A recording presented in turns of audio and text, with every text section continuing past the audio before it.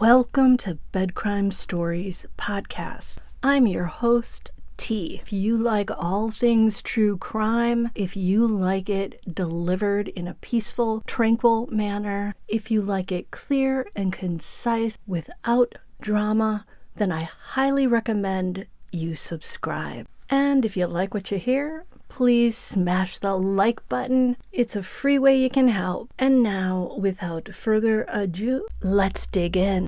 19-year-old apprentice bricklayer Jay Slater from Oswald Twistle, I hope I said that right, Lancaster, has been missing since the morning of June 17th. He'd flown from Britain to the island of Tenerife with two friends, Lucy May Law and Brad Hargreaves, for the 3-day NRG Music Festival. It was Jay's first trip abroad, away from home, with friends, so you can imagine how stoked he must have been. On Sunday, June 16th, Jay went to this music festival with Lucy and Brad, and he had a great time dancing the night away. Now, according to Lucy and Brad, when they decided to call it a night and return to their hotel in Playa de las Americas, Jay wanted to keep partying. He wanted to stay at the music festival, and he was hanging out at this point with two older British men in their 30s whom he'd only met recently. The story goes that Jay ended up leaving the music festival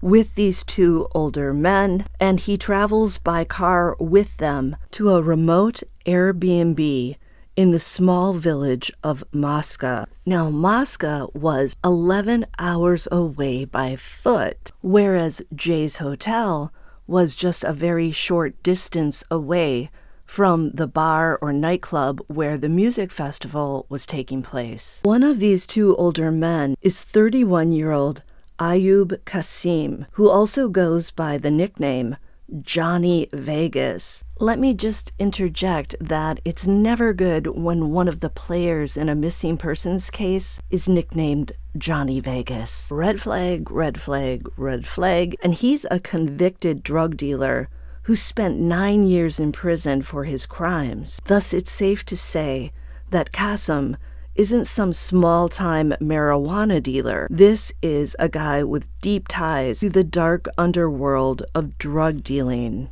Allegedly, I think it's safe to say that Kasim is also somebody that a parent wouldn't want their kid hanging out with on their first vacation away from home with friends. Now, after Jay went missing, Kasim was identified and tracked down, and he told a reporter that he'd met Jay through mutual friends, and Jay said he didn't have a place to stay Sunday night. So Kasim said he offered to take him to his remote 40-pound a night Airbnb in that small village of Mosca. What's strange about this is that Jay did have a place to stay. He had a hotel where he was staying with Lucy and Brad, and it was just a stone's throw away from the music festival. So this story about Jay needing a place to stay is pretty much another giant red flag. And why would he travel so far away from his own lodgings with two older guys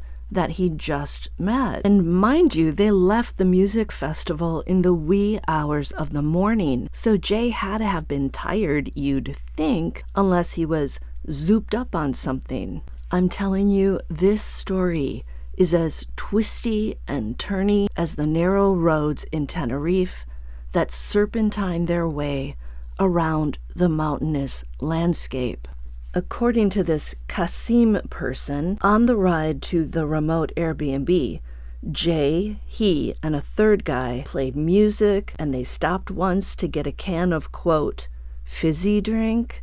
I don't know if they're talking about soda water or pop, or maybe an energy drink like Red Bull. Now, according to Kasim, once at the Airbnb in Mosca, all three of them supposedly went straight to sleep. Jay slept on the sofa with a red blanket that Kasim had given him. Kasim said that Jay had also asked for a cigarette and a phone charger. So Jay allegedly stays for a few hours in this remote Airbnb, And when he awakes early the next morning to the sound of the doorbell, he supposedly decides he wants to get back to his friends, Lucy and Brad. Kasim has said that he offered Jay a ride back to his hotel, but that Jay would have to wait a few hours so that Kasim could sleep some more after such a late night.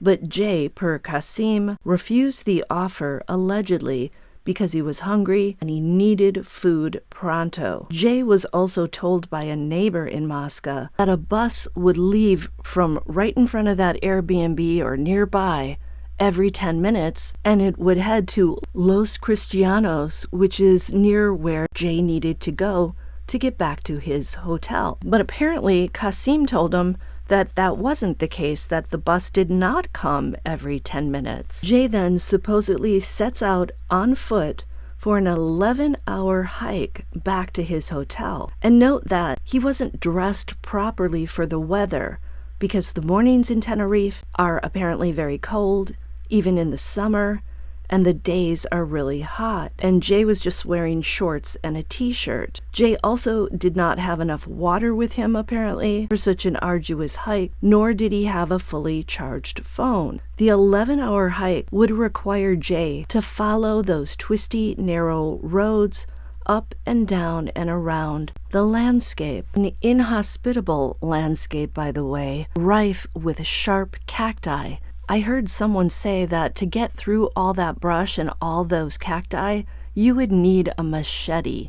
So it's wild and it's woolly out there. But apparently, Jay decides to head out on foot through all of that. And shockingly, he starts walking in the wrong direction. Instead of heading toward where his hotel would be, he heads up the mountain. Now, at 7:30 a.m. that Monday morning, Jay posts final photo on Snapchat. In it, we don't see his face, we just see his hand holding a cigarette. He's standing on the step of this remote Airbnb. Then, just after 8 a.m., Jay is spotted by a witness who sees him walking. At 8:30 a.m., Jay calls his friend Lucy to say that he doesn't know where he is, he's thirsty, and he only has a 1% charge on his phone. So between 7:30 a.m. and 8:30 a.m., the whole scenario changes. Suddenly, Jay's in a dangerous situation.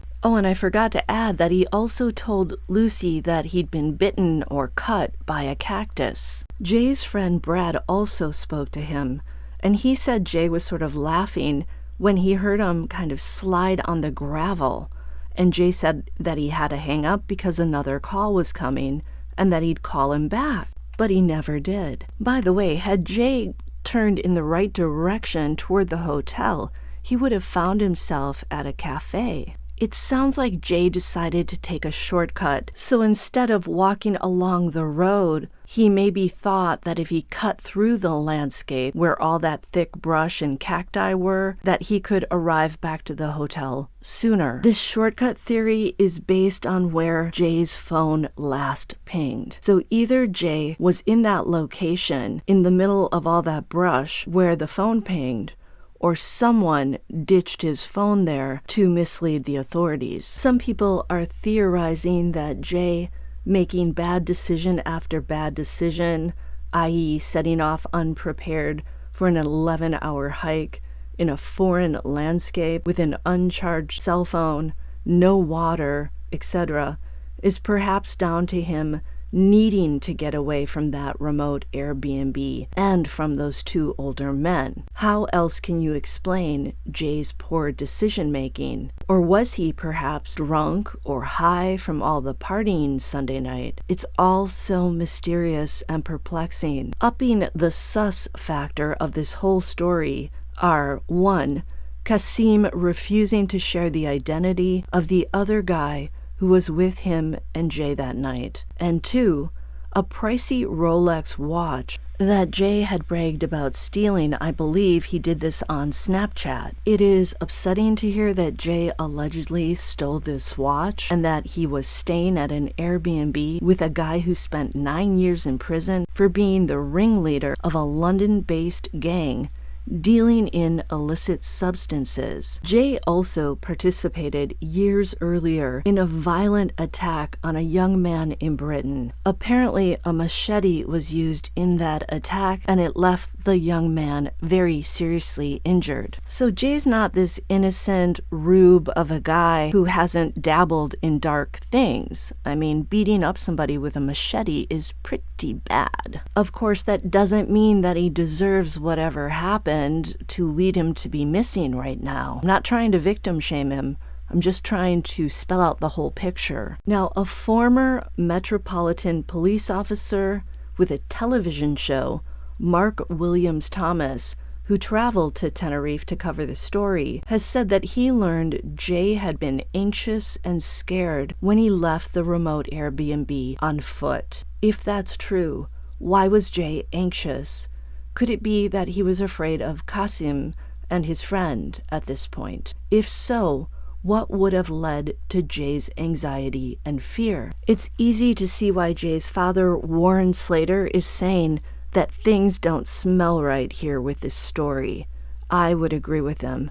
And both he and Jay's mother, Debbie Duncan, have said that Jay wasn't an idiot, because there was a story going around that perhaps he lost his key to his hotel accommodations and that's why he traveled to this remote Airbnb. Both Debbie and Warren say that Jay knew he could have gone to the front desk, or he could have asked his friends. He could have found a way to get into his hotel room. So how do we explain Jay's bizarre movements Monday morning? Why is he missing? And where exactly is he? Is this a tragic tale of a young man who got lost in a remote area and succumbed to the elements? Or is this a story of foul play in which Jay was perhaps done in by these unsavory criminal types who are allegedly connected to a big-time criminal network for some reason, and was his body dumped somewhere?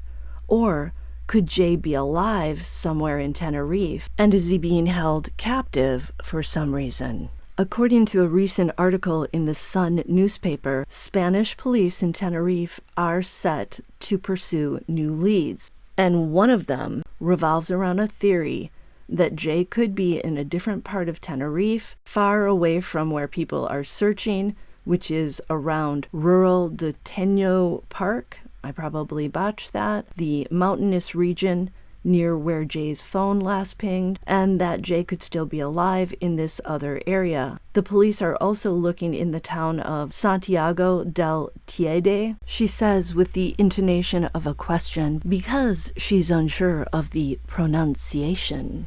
Potato, potato, tomato, tomato, where a security camera picked up the image of what looks to be a young man walking across the street. According to the Sun's source, the Spanish police on Tenerife are convinced someone somewhere knows what happened to Jay and knows where he is right now. And poor Jay's family, they know that they're looking for a needle in a haystack over there. Warren Slater has said it would take an army 10 years to search the whole area. And Warren is now pleading with Interpol and the British police to get involved. Can you imagine how Jay's family must feel? This is a nightmare come true. If only Jay had stayed with Lucy and Brad Sunday night and never ventured out to Moscow. So now we wait for the island of Tenerife to reveal its secrets.